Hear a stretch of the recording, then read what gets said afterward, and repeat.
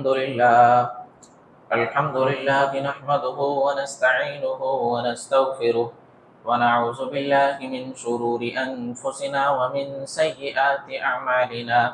من يهده الله فلا مضل له ومن يضلل فلا هادي له، وأشهد أن لا إله إلا الله وحده لا شريك له، وأشهد أن محمدا عبده ورسوله. أما بعد، فإن خير الحديث كتاب الله، وخير الهدي هدي محمد صلى الله عليه وسلم، وشر الأمور محدثاتها، وكل محدثة بدعة، وكل بدعة ضلالة، وكل ضلالة في النار. أعوذ بالله من السميع العليم من الشيطان الرجيم. بسم الله الرحمن الرحيم. يا أيها الذين آمنوا اتقوا الله حق تقاته ولا تموتن إلا وأنتم مسلمون.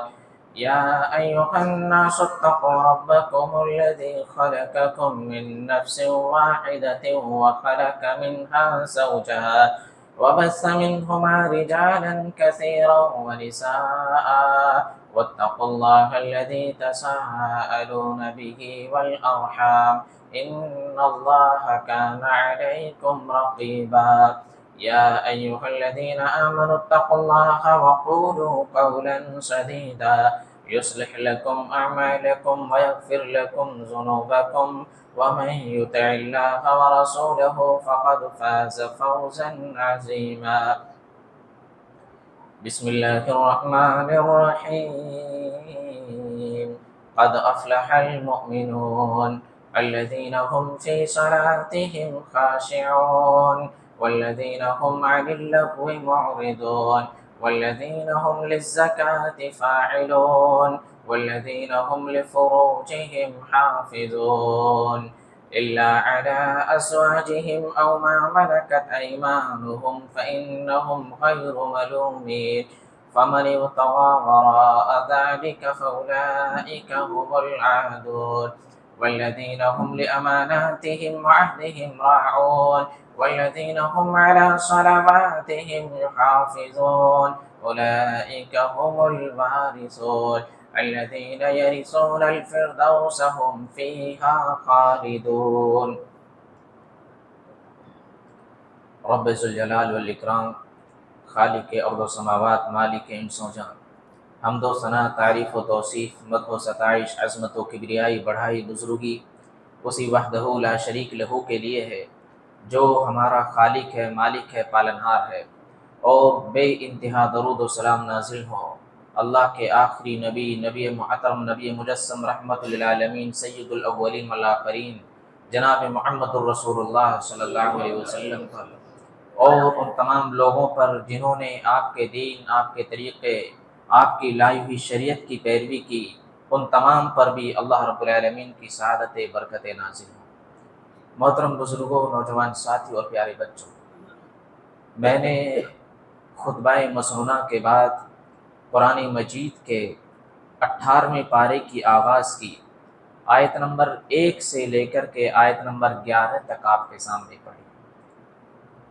آج کے اس خطبہ جمعہ میں جو موضوع ہے وہ ہے کہ کامیاب لوگوں کی صفات کیا ہے، کامیاب لوگوں کی پہچان کیا ہے، کامیاب لوگوں کی کوالٹیز کیا ہیں۔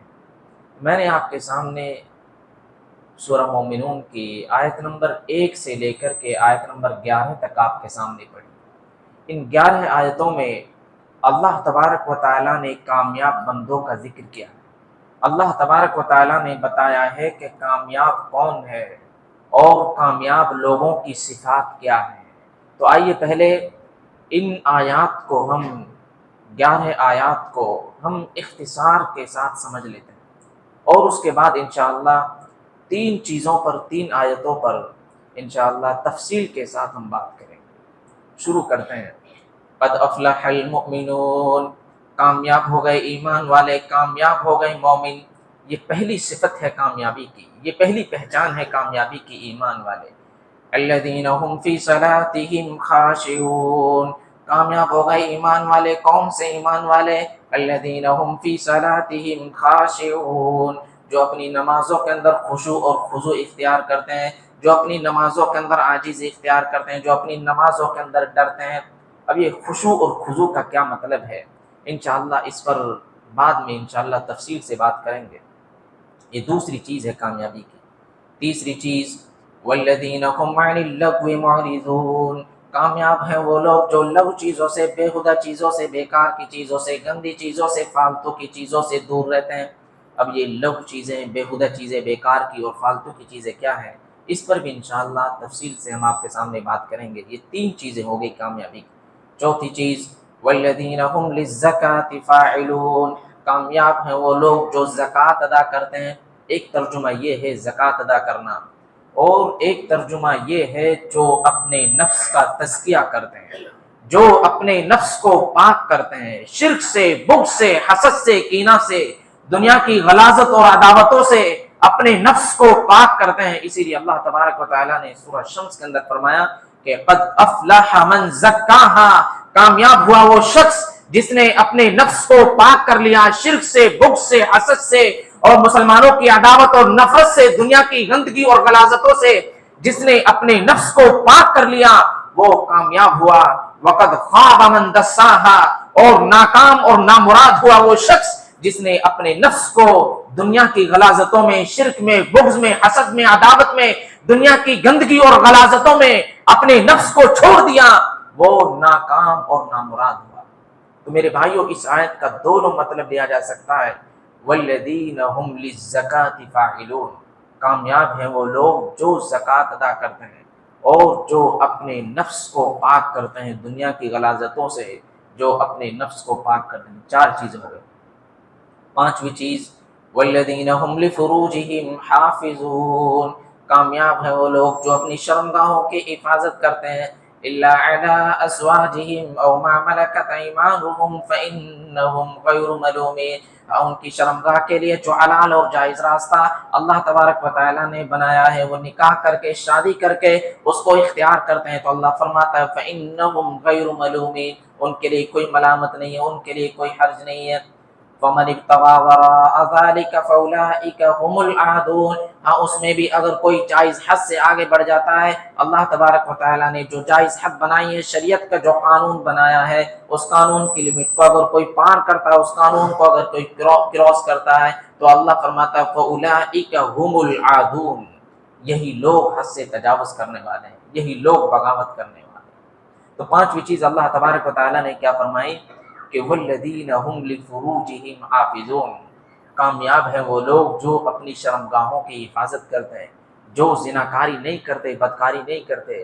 میرے بھائیوں آج ہمارے معاشرے میں زنا عام ہے، بدکاری عام ہے، بے حیائی عام ہے، بلکہ گناہ کرنے والوں کی یہ کیفیت بن چکی ہے کہ گناہ کرنے والے اپنے گناہوں کو پوشیدہ نہیں رہنے دیتے، بلکہ صبح مجلسوں میں مرچ مسالے لگا کر کے بیان کرتے ہیں، میں نے یہ کیا، میں نے یہ کیا، میں نے یہ کیا، مرچ مسالے لگا کر کے بیان کرتے ہیں۔ میرے بھائیوں انسان گناہ کے جب اس اسٹیج پر پہنچ جائے، انسان گناہ کے جب اس مرحلے پر پہنچ جائے کہ گناہ کرنے کے بعد اعلان کرے، شیئر کرے، چرچے کرے، دوستوں میں بتائے، گناہ کے جب اس اسٹیج پر پہنچ جائے، نبی صلی اللہ علیہ وسلم فرماتے ہیں کل امت معافی، میری امت میں ہر شخص کے لیے معافی ہے، الا المجاہرین، سوائے اس کے کہ جو اعلانیہ گناہ کرے، گناہ کرنے کے بعد سر چرچا کرے، رات میں گناہ کیا تو صبح دوستوں کو بتلا رہا ہے، مجلسوں میں شیئر کر رہا ہے، دوستوں کو بتلا رہا ہے، ایسے شخص کی اللہ تبارک و تعالیٰ کے یہاں معافی نہیں ہے۔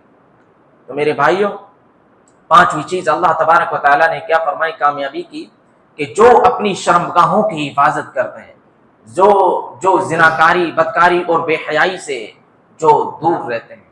چھٹی اور ساتویں چیز کو اللہ تبارک و تعالیٰ نے ایک ہی آیت کریمہ کے اندر بیان کیا ہے، والذین هم لاماناتهم وعهدهم راعون، کامیاب ہیں وہ لوگ جو اپنی امانتوں کا خیال کرتے ہیں، جو امانتوں میں بے ایمانی نہیں کرتے، فروغ نہیں کرتے۔ سوال یہ پیدا ہوا کہ امانت کس کو کہتے ہیں؟ اگر ہم امانت کا ایک چھوٹا سا مفہوم اگر سمجھنا چاہتے ہیں، چھوٹا سا مفہوم امانت کا یہ ہے کہ آپ کو کسی نے 100 روپیہ دیا رکھنے کے لیے، آپ اس کے 100 روپے کو ایک طرف رکھ دے، ایک سائڈ میں رکھ دے، الگ رکھ دے کہ بھائی یہ فلاں بھائی کا 100 روپے ہے، اس کو میں خرچ نہیں کر سکتا، آپ اسے خرچ نہ کریں، یہ سمجھ کر اس کے خرچ نہ کر ڈالیں کہ بھائی 100 روپیہ دے دیں گے، بعد میں آئے گا تو ہم دے دیں گے. نہیں، آپ کو اگر کسی نے 100 روپے دیے ہیں، آپ اس کے 100 روپے کو الگ رکھ دیں، یہ امانت ہے. یہ امانت کا ایک چھوٹا سا مفہوم ہے، ورنہ دنیا کی ہر ذمہ داری یہ آپ کے سر پر ایک امانت ہے. آپ گھر کے ذمہ دار ہیں تو آپ کے سر کے اوپر یہ ایک امانت ہے. آپ کسی اسکول کے پرنسپل ہیں تو یہ آپ کے سر کے اوپر ایک امانت ہے. آپ کسی مسجد کے ذمہ دار ہیں، سیکریٹری ہیں تو یہ آپ کے سر کے اوپر ایک امانت ہے. اللہ کے نبی صلی اللہ علیہ وسلم فرماتے ہیں کلکم راع وکلکم مسئول عن رعیتہ. اور لوگوں، تم میں کا ہر آدمی ذمہ دار ہے، کل قیامت کے دن اس سے اس کی ذمہ داری کے بارے میں سوال کیا جائے گا. جتنی بڑی ذمہ داری ہوگی اتنا بڑا سوال ہوگا کل قیامت کے دن. اور میرے بھائیوں، سب سے بڑی ذمہ داری آپ کے گھر سے شروع ہوتی ہے. آج لوگ ذمہ داری اور عہدے پانے کے لیے تڑپتے رہتے ہیں. مجھے علاقے کا ذمہ دار بنا دیا جائے، مجھے اسکول کا پرنسپل بنا دیا جائے. میرے بھائیوں، ہمارے جو اسلاف تھے، جو سلف صالحین تھے، وہ ذمہ داری اور عہدوں سے بھاگا کرتے تھے. جتنی بڑی ذمہ داری اتنا بڑا سوال ہوگا کل قیامت کے دن. اللہ کے نبی صلی اللہ علیہ وسلم فرماتے ہیں وَالرَّجُلُ رَاعٍ عَلَىٰ أَهْلِ بَيْتِهِ. آدمی اپنے گھر کا ذمہ دار ہے. کل قیامت کے دن اس سے اس کے گھر کے بارے میں، اس سے اس کی فیملی کے بارے میں، اس سے اس کے بچوں کے بارے میں، بچیوں کے بارے میں، اور اس سے اس کی بیوی کے بارے میں سوال کیا جائے گا. وَالْمَرْأَةُ رَاعِيَةٌ عَلَىٰ بَيْتِ زَوْجِهَا وَوَلَدِهِ. شوہر تو نوکری کرتا تھا، شوہر تو بزنس کرتا تھا، 24 گھنٹے شوہر گھر میں نہیں رہتا تھا، لیکن گھر کے اندر کے جو معاملات ہیں ان کی ذمہ دار عورت ہے. 24 گھنٹے گھر میں عورت رہتی تھی، گھر کے اندر کے جو معاملات ہیں ان کی ذمہ دار عورت ہے. عورت سے کل قیامت کے دن سوال کیا جائے گا. تیری بچیاں، تیری بہویں، تیری بیٹیاں بے حیائی اور بدکاری کے راستے پر چلی گئی تھی تو کیا کرتی تھی؟ تو گھر میں 24 گھنٹے رہتی تھی، تو گھر کی ملکہ تھی، تو گھر کی رانی تھی. اور تیری بہویں، تیری بیٹیاں رات کو 2-2 بجے تک نہ جانے کس سے باتیں کیا کرتی تھی. میرے بھائیو، عورت کو جواب دینا پڑے گا، عورت سے سوال کیا جائے گا. تو کہنے کا مقصد یہ ہے کہ دنیا کی ہر ذمہ داری یہ آپ کے سر کے اوپر ایک امانت ہے. کل قیامت کے دن آپ سے اس کا سوال کیا جائے گا. تو چھٹی چیز اللہ تبارک و تعالیٰ نے کیا فرمائی کامیابی کی؟ والذین هم لاماناتهم. کامیاب ہیں وہ لوگ جو اپنی امانتوں کا خیال کرتے ہیں. وعہدہم. اور کامیاب ہیں وہ لوگ جو اپنے وعدے میں وعدہ خلافی نہیں کرتے، جو اپنے عہد کے پکے ہوتے ہیں، جو اپنی زبان کے پکے ہوتے ہیں، جن کی زبان کا کوئی مطلب ہوتا ہے. ایک مسلمان ہے، اس کی زبان سے کوئی لفظ نکلے تو اس کا کوئی مطلب ہونا چاہیے. ایک مسلمان ہے بھائی، جھوٹ نہیں بول سکتا، کسی کی غیبت نہیں کر سکتا، چغلی نہیں کر سکتا. ایک مسلمان کی زبان سے جب بھی کوئی لفظ نکلے وہ صحیح لفظ نکلے، وہ سچ بولے. ایک مسلمان جھوٹ نہیں بول سکتا. تو وعہدہم. کامیاب ہے وہ لوگ جو اپنی زبان کے پکے ہوتے ہیں، جو اپنے وعدے میں وعدہ خلافی نہیں کرتے. یہ 7 چیزیں ہو گئی. چھٹی اور یہ 8ویں اور آخری چیز اللہ تبارک و تعالی نے فرمائی کہ الذین هم والذین هم علی صلواتهم یحافظون. کامیاب ہیں وہ لوگ جو اپنی نمازوں کی حفاظت کرتے ہیں، جو 5 وقتہ نماز ادا کرتے ہیں. ایک نماز پڑھی ہے تو دوسری نماز کا انتظار ہے. جمعے کی نماز پڑھی ہے تو عصر کی نماز کے لیے یہ گھڑی پر نظر لگی ہوئی ہے کہ کب عصر کا وقت ہو، کب اذان ہو، اور کب میں اللہ کو راضی کرنے کے لیے اللہ کی مسجد میں حاضر ہوں. یعنی جو اپنی نمازوں کی حفاظت کرتے ہیں. کامیاب ہیں وہ لوگ جو 5 وقتہ نماز ادا کرتے ہیں، جو اپنی نمازوں کی حفاظت کرتے ہیں. یہ 8 چیزیں ہو گئی. آگے اللہ نے فرمایا اولئک هم الوارثون. یہ 8 چیزیں جس کے اندر پیدا ہو جائے، اللہ تبارک و تعالیٰ فرما رہا ہے کہ اولئک هم الوارثون. یہ لوگ وارث ہوں گے. کس چیز کے وارث ہوں گے؟ کسی کی زمین کے یا کسی کی جائیداد کے، کسی کی پراپرٹی کے نہیں. الذین یرثون الفردوس. یہ لوگ جنت الفردوس کے وارث ہوں گے. سوال دیکھیے یہاں اللہ تبارک و تعالیٰ نے کیا کہا کہ یہ لوگ جنت الفردوس کے وارث ہوں گے. جنت نہیں کہا. جنت میں بھی کئی مقام ہیں، کئی کوالٹیز ہیں، کئی مرتبے ہیں، کئی درجے ہیں. جنت میں جو سب سے اونچا درجہ ہے جس کا نام ہے جنت الفردوس، اللہ تبارک و تعالیٰ فرما رہا ہے کہ یہ 8 چیزیں، یہ 8 کوالٹیز اور یہ 8 صفات جس کے اندر پیدا ہو جائے وہ جنت الفردوس کے وارث ہوں گے. اور آگے اللہ نے فرمایا ہم فیہا خالدون. سوال یہ پیدا ہوا کہ اگر جنت میں چلے گئے تو کیا ایسا بھی چانس ہے کہ ان کو جنت سے باہر نکلنا پڑے گا؟ اللہ نے اس کی بھی وضاحت کر دی، ہم فیہا خالدون، یہ لوگ ہمیشہ ہمیشہ جنت میں رہیں گے، ان کو کبھی جنت سے نکالا نہیں جائے گا۔ اور وارث کہاں؟ وارث کا مطلب سمجھتے ہیں آپ؟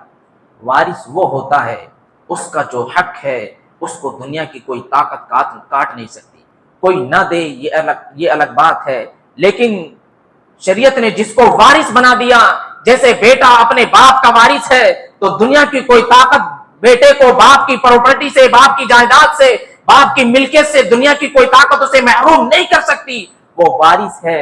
اللہ نے یہ نہیں کہا کہ یہ لوگ جنت میں جائیں گے، بلکہ اللہ تبارک و تعالیٰ نے یہ کہا کہ یقیناً یہ لوگ جنت میں جائیں گے، یہ جنت الفردوس کے وارث ہوں گے، جن کے اندر یہ 8 صفات جو میں نے آپ کے سامنے بیان کی، یہ 8 صفات، یہ 8 چیزیں جن کے اندر پیدا ہو جائیں، یقیناً یہ لوگ جنت میں جائیں گے۔ اب ہم پھر سے شروع کرتے ہیں میرے بھائیو۔ اللہ تبارک و تعالیٰ نے سب سے پہلے کیا کہا کہ قد افلح، کامیاب ہو گئے۔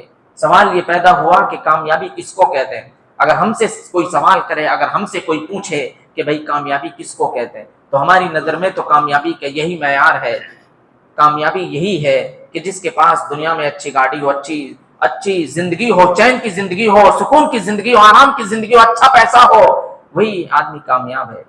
میرے بھائیو، ہماری نظر میں کامیابی کا یہی معیار ہے، مگر معاف کیجئے، اللہ کی نظر میں کامیابی یہ نہیں ہے۔ اللہ کی نظر میں کامیابی کیا ہے؟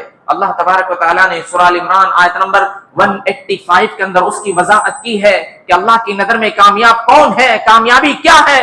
فرمایا کل نفس ذائقۃ الموت وانما توفون اجورکم یوم القیامہ فمن زحزح عن النار وادخل الجنۃ فقد فاز وما الحیاۃ الدنیا الا متاع الغرور۔ کل نفس ذائقۃ الموت، میرے بندو ہر جاندار کو مرنا ہے، جس کے اندر جان ہے اس کو ایک دن بے جان ہونا ہے، ہر نفس کو موت کا مزہ چکھنا ہے۔ وَإِنَّمَا تُوَفَّوْنَ أُجُورَكُمْ يَوْمَ الْقِيَامَةِ، اور میرے بندو مرنے کے بعد کل قیامت کے دن تمہیں تمہارے عمل کا پورا بدلہ دے دیا جائے گا۔ یہ دنیا تو دار العمل ہے، یہ دنیا تو امتحان کا گڑھ ہے، یہاں کچھ رزلٹ مل بھی سکتا اور نہیں بھی مل سکتا ہے۔ حقیقت میں جو رزلٹ اور جو بدلہ اور جو جزا ملے گی وہ کل قیامت کے دن ملے گی۔ فَمَنْ زُحْزِحَ عَنِ النَّارِ، اور اللہ کی بارگاہ میں جس کو جہنم سے بچا لیا جائے، وَأُدْخِلَ الْجَنَّةَ، اور جنت میں داخل کر دیا جائے، فَقَدْ فَازَ، وہی کامیاب ہے۔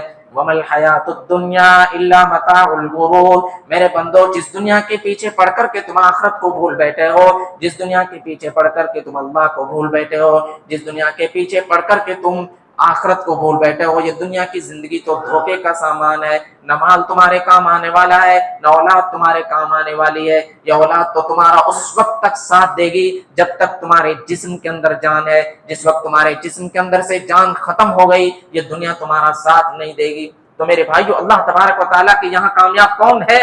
جس کو جہنم سے بچا لیا جائے اور جنت میں داخل کر دیا جائے۔ اب مطلب کیا ہوا؟ قد افلح المؤمنون، یعنی اللہ تبارک و تعالیٰ فرمانا یہ چاہ رہا ہے کہ میرے بندو یہ 8 چیزیں، یہ 8 صفات اپنے اندر پیدا کر لو، ہم تمہیں کامیاب کر دیں گے، ہم تمہیں جنت کا وارث بنا دیں گے، ہم تمہیں جنت میں داخل کر دیں گے۔ میرے بھائیو، یہاں ایک سوال یہ بھی پیدا ہوا کہ اللہ نے یہ نہیں کہا کہ مسلمان کامیاب ہوں گے، بلکہ اللہ تبارک و تعالیٰ نے یہ کہا کہ قد افلح المؤمنون، ایمان والے کامیاب ہوں گے۔ یعنی اللہ تبارک و تعالیٰ نے کامیابی کی یہ شرط اور یہ کنڈیشن لگا دی کہ جس کے اندر ایمان ہوگا وہی کامیاب ہوگا۔ بھائی مسلمان تو بہت ہیں، مسلمان تو بہت ہیں، قبروں پر سجدے کر رہا ہے، غیروں سے مانگ رہا ہے، غیروں کو مشکل کشا حاجت روا، اللہ کو چھوڑ کر کے دوسروں کو مشکل کشا حاجت روا، بگڑی بنانے والا، امیدیں پوری کرنے والا، غوث اعظم اور دستگیر انسان یہ مسلمان سمجھ رہا ہے، وہ کیسے جنت میں جا سکتا؟ تو اللہ تبارک و تعالیٰ نے یہاں سیدھی قید لگا دی، شرط لگا دی کہ قد افلح المؤمنون، ایمان والے کامیاب ہوں گے۔ اللہ نے یہ نہیں کہا کہ مسلمان کامیاب ہوں گے، فرمایا کہ ایمان والے کامیاب ہوں گے۔ اب سوال یہ پیدا ہوا کہ یہ ایمان ہے کیا چیز؟ اگر ہم سے کوئی سوال کرے، اگر ہم سے کوئی پوچھے ایمان کس کو کہتے ہیں، بھئی سوال پیدا ہوتا ہے تو ہمارے ذہن میں اس سوال کا جواب بھی ہونا چاہیے۔ آئیے اللہ تبارک و تعالیٰ نے اس سوال کا جواب کہ ایمان کس کو کہتے ہیں، ایمان کا مطلب کیا ہے، اللہ تبارک و تعالیٰ نے سورہ انفال کی آیت نمبر 2 میں اس کی وضاحت کی ہے کہ ایمان کیا ہے۔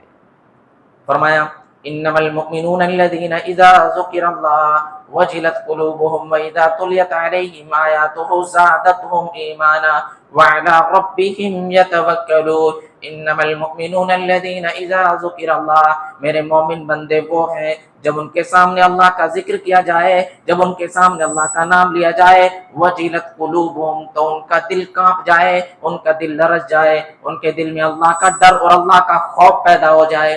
میرے بھائیو، آج ہمارے سامنے جمعہ کے خطبوں میں، بڑے بڑے پروگراموں میں کتنی بار اللہ کا نام لیا جاتا ہے۔ میرے بھائیو، ہم میں سے ہر شخص، ہر کہنے والا، ہر سننے والا اپنے گریبان میں جھانک کر کے دیکھے، کیا جب میرے سامنے اللہ کا نام لیا جاتا ہے، اللہ کا ذکر کیا جاتا ہے، کیا میرے دل میں لرزہ طاری ہوتا ہے؟ کیا میرے دل میں ایک دھڑکن پیدا ہوتی ہے؟ ہر شخص سوچے۔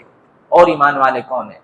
وَإِذَا تُلِيَتْ عَلَيْهِمْ آيَاتُهُ زَادَتْهُمْ ایمانا، اور میرے مومن بندے وہ ہیں جب ان کے سامنے قرآن کریم کی تلاوت کی جائے، زَادَتْهُمْ ایمانا، تو ان کے ایمان میں اضافہ ہو جائے، ان کے ایمان کا پرسنٹیج بڑھ جائے۔ میرے بھائی، ایک مثال سے سمجھیے، موبائل ہے، آپ نے اسے چارجنگ میں لگا دیا، 10 منٹ کے بعد میں 20% ہو گیا، اور 20 منٹ کے بعد میں 30% ہو گیا، 1 گھنٹے کے بعد میں فل چارجنگ ہو گیا، 100% ہو گیا۔ میرے بھائیو، یہی ایمان والوں کی پہچان ہے کہ جب ان کے سامنے اللہ کا نام لیا جائے، جب ان کے سامنے اللہ کا ذکر کیا جائے، جب ان کے سامنے اللہ کے فرامین بیان کیے جائیں، تو زادتہم ایمانا، ان کے ایمان میں اضافہ ہو جائے، ان کے ایمان کا پرسنٹیج بڑھ جائے۔ وعلی ربہم یتوکلون، اور کون ہے ایمان والے؟ جو صرف اور صرف اپنے رب کے اوپر بھروسہ کرتے ہیں، جو لال کالے پیلے داغوں پر، تعویذ گنڈوں پر بھروسہ نہیں کرتے، جو صرف اور صرف اپنے رب کے اوپر بھروسہ کرتے ہیں۔ آج مسلمان کا ایمان کتنا کمزور ہو چکا ہے، بلی سامنے سے گزر جائے تو صفا نہیں کرتے، کسی چیز کو منحوس سمجھتے ہیں اور کسی چیز کو منحوس نہیں سمجھتے۔ میرے بھائیو، یہ سب اللہ کے اوپر ایمان کی کمی ہے۔ کون ہے ایمان والے؟ وعلی ربہم یتوکلون، جو صرف اور صرف اپنے رب کے اوپر بھروسہ کرتے ہیں۔ تو کامیابی کی پہلی پہچان، پہلی سیڑھی کیا بتائی اللہ تبارک و تعالیٰ نے؟ ایمان والا ہونا چاہیے، ایمان کے بغیر کوئی کامیاب نہیں۔ اللہ تبارک و تعالیٰ کے یہاں یہ نہیں دیکھا جائے گا کہ آپ کس برادری سے تعلق رکھتے ہیں، یا آپ کے پاس کتنا پیسہ، کتنی دولت ہے، یا آپ کتنے کون سے عہدے پر آپ فائز ہیں۔ اللہ تبارک و تعالیٰ کے یہاں یہ کچھ نہیں دیکھا جائے گا، اللہ تبارک و تعالیٰ کے یہاں ایمان دیکھا جائے گا۔ حضرت نوح علیہ السلام کا بیٹا ہے، پیغمبر کا بیٹا ہے۔ پیغمبر بھی کون؟ 950 برس تک دین کا کام کرنے والے، دن رات تبلیغ کرنے والے۔ جب طوفان آتا ہے، حضرت نوح علیہ السلام اپنے بیٹے سے کہتے ہیں، بیٹا ہماری کشتی میں آ جا، جو لوگ کشتی میں ہیں وہی لوگ بچیں گے، اس کے علاوہ کوئی نہیں بچے گا۔ بیٹا کہتا ابا جان آپ جائیے، میں کسی پہاڑ پر چڑھ جاؤں گا، میں کسی اونچی چٹان پر چڑھ جاؤں گا۔ حضرت نوح علیہ السلام کہتے ہیں لا عاصم اليوم من امر اللہ، بیٹا یہ اللہ کا عذاب ہے، آج طوفان سے تجھے پہاڑ بھی نہیں بچا سکتا ہے، آج طوفان سے تجھے کوئی اونچی چوٹی بھی نہیں بچا سکتی ہے، یہ اللہ کا عذاب ہے۔ بیٹا نہیں آیا کشتی میں اور ڈوب گیا۔ حضرت نوح علیہ السلام نے اللہ کی بارگاہ میں ہاتھ اٹھائے اور دعا کی کہ اللہ تو نے مجھ سے وعدہ کیا تھا کہ تو میری فیملی کو بچائے گا، تو میرے پریوار کو بچائے گا۔ اے اللہ میرا بیٹا بھی تو میرے پریوار میں سے ہے، اے اللہ میرا بیٹا بھی تو میرے پریوار کے ایک سدسیہ ہے۔ تو جانتے ہیں اللہ تبارک و تعالیٰ نے کیا جواب دیا؟ انہو لیس من اہلک، اے نوح تیرا بیٹا تیری پریوار میں سے نہیں ہے، تیری فیملی کے ایک سدسیہ نہیں ہے۔ کیوں نہیں ہے؟ انہو عمل غیر صالح، کیونکہ اس کا عمل گڑبڑ ہے، اس کے پاس ایمان نہیں ہے۔ اسی لیے شاعر کہتا ہے بغاوت پر ہو آمادہ تو ڈوبے نوح کا بیٹا، یہاں نام و نسب کی برتری سے کچھ نہیں ہوتا۔ تو میرے بھائیوں، اللہ تبارک و تعالیٰ کے یہاں یہ نہیں دیکھا جائے گا کہ آپ کا نام محلے میں کتنا اونچا ہے، یا آپ کا نام سماج اور معاشرے میں کتنا اونچا نہیں۔ اللہ تبارک و تعالیٰ کے یہاں کامیابی کے لیے سب سے پہلی سیڑھی اور سب سے پہلی پہچان اور سب سے پہلی چیز اور سب سے پہلی چیز اللہ تبارک و تعالیٰ کے یہاں ایمان دیکھا جائے گا۔ ایمان ہے تو آپ کامیاب ہو جائیں گے۔ قد افلح المؤمنون، کامیاب ہو گئے ایمان والے، یہ پہلی چیز۔ دوسری چیز الذین هم فی صلاتهم خاشعون، کامیاب ہیں وہ لوگ جو اپنی نمازوں کے اندر خشوع اور خضوع اختیار کرتے ہیں، جو اپنی نمازوں کے اندر عاجزی اختیار کرتے ہیں، جو اپنی نمازوں کے اندر ڈرتے ہیں۔ خشوع اور خضوع کا کیا مطلب ہے؟ علامہ ابن کثیر رحمہ اللہ کہتے ہیں کہ آپ نماز پڑھ رہے ہیں، نماز میں بالکل سکون ہونا چاہیے، اطمینان ہونا چاہیے، دل اور دماغ صرف اور صرف نماز ایک ہی طرف ہونا چاہیے، یہ احساس ہونا چاہیے کہ ہم اللہ کے سامنے کھڑے ہیں۔ ایک مثال سے سمجھیے، دنیا کے ایک بہت بڑا بادشاہ ہے، بادشاہ سلامت ہے، بادشاہ نے آپ کو اپنے دربار میں بلایا ہے، اب بالکل فکس آپ بادشاہ کے سامنے کھڑے ہیں، ظاہر سی بات ہے کہ دنیا کا بہت بڑا بادشاہ ہے، بادشاہ کے ایک رعب ہوگا، ایک ڈر ہوگا، ایک خوف ہوگا۔ میرے بھائیو، یہاں نماز میں ہم کسی بادشاہ کے سامنے نہیں بلکہ بادشاہوں کے بادشاہ شہنشاہ کے سامنے کھڑے ہیں، اس رب کے سامنے کھڑے ہیں جو پوری کائنات کو چلانے والا، جو پوری کائنات کا خالق اور مالک کے مالک ہے، پوری کائنات کو پالنے والا ہے۔ میرے بھائیو، پوری کائنات کا جو خالق ہے، اس رب کے سامنے ہم نماز میں کھڑے ہیں، تو نماز میں کھڑے ہونے کا انداز کیا ہونا چاہیے کہ دل اور دماغ صرف اور صرف نماز ہی کی طرف ہونا چاہیے۔ آج ایک ہم نماز پڑھتے ہیں، میرے بھائیو، دل کہیں ہے، دماغ کہیں ہے، جو چیز کہیں یاد نہیں آتی وہ نماز میں یاد آ جاتی ہے۔ یہ ہماری آج نمازوں کا حال ہے۔ میرے بھائیو، کامیابی کون سی نماز دلائے گی؟ جس نماز میں خشوع اور خضوع ہوگا۔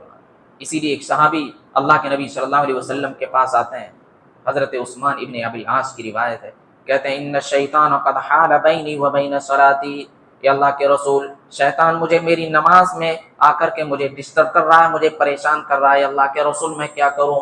ذاک شیطان یقال له خنزب، اے میرے صحابی، شیطان جو تمہیں نماز میں آ کر کے تمہیں پریشان کر رہا ہے، ایک خاص شیطان ہے، اس کا نام خنزب ہے، اس کا کام ہی یہی ہے کہ نماز میں پریشان کرنے کے لیے، نماز میں بھلانے کے لیے۔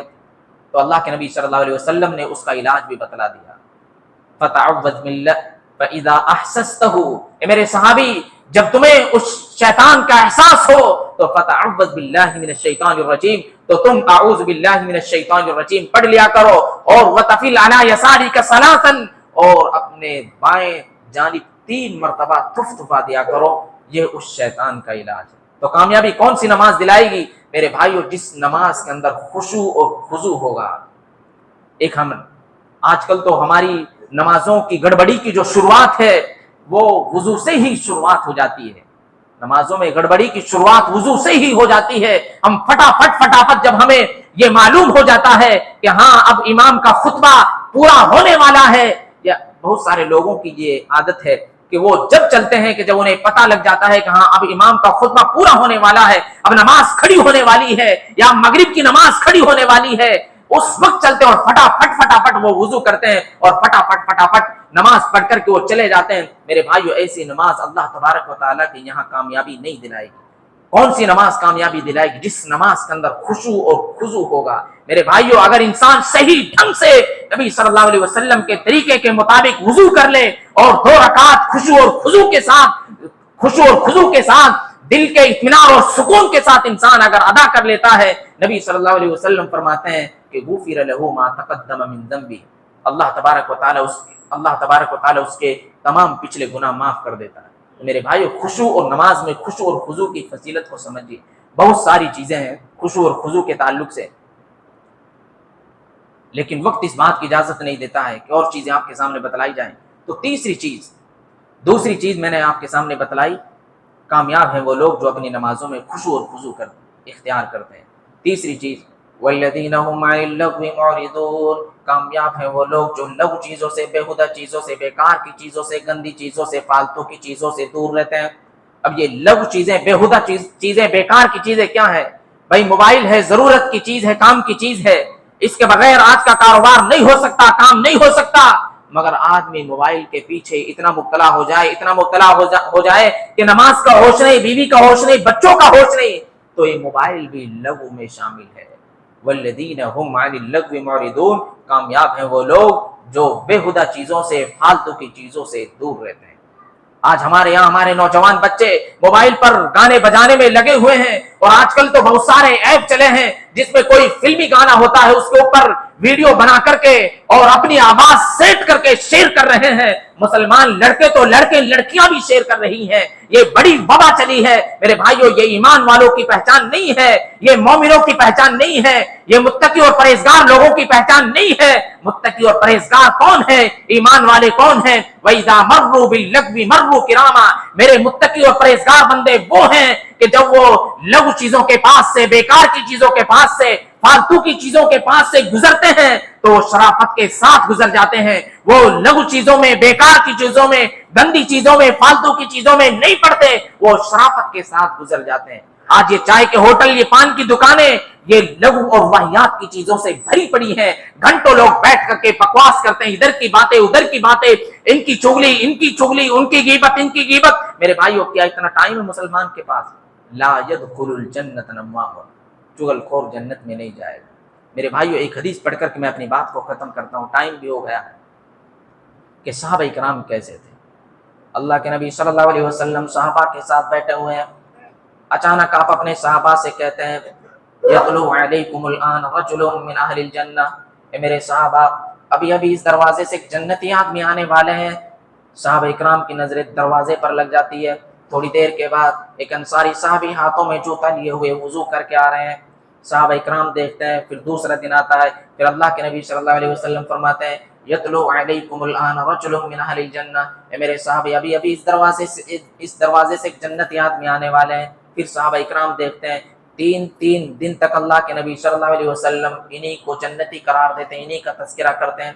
تو حضرت عبداللہ بن عمرو بن عاص کھڑے ہو جاتے ہیں یہ پتہ لگانے کے لیے کہ آخر ان کے اندر کون سی ایسی خاص چیز ہے، کون سی ایسی صفت ہے، کون سی ایسی خوبی ہے جس کی وجہ سے اللہ کے نبی صلی اللہ علیہ وسلم نے ایک دن نہیں، دو دن نہیں، تین دن تک لگاتار ان کو جنتی کہا ہے۔ ان کے پیچھے حضرت عبداللہ بن عمرو بن عاص اس انصاری صحابی کے پیچھے ان کے گھر تک جاتے ہیں، کہتے ہیں کہ میرا انصاری بھائی، میرے باپ سے کچھ جھگڑا ہو گیا ہے، کچھ کہا سنی ہو گئی ہے، میں آپ کے گھر میں 3 دن تک رہنا چاہتا ہوں، کیا آپ مجھے اپنے گھر میں 3 دن تک رہنے کی اجازت دو گے؟